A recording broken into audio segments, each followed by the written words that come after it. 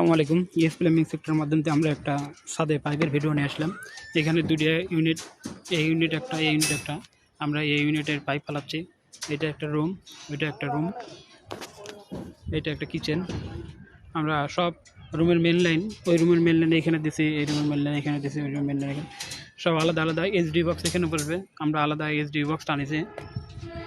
তো এইচডি বক্সের প্রতিটা রুমের থেকে আলাদা আলাদা লাইন টানলে কতটা সুবিধা হয়, সে গ্রুপ কাটতে গেলে বোঝা যায় যে কতটা প্রয়োজন হয়।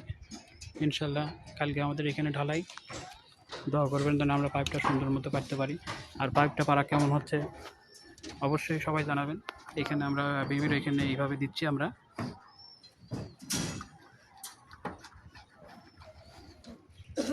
আমরা এইচডি পাইপ ব্যবহার করতেছি, আরএফএলের এইচডি। এই পাইপ যেমন মন চাই তেমন ব্যাখ্যা করা যায়। এই যে আমরা লাইন টানতেছি।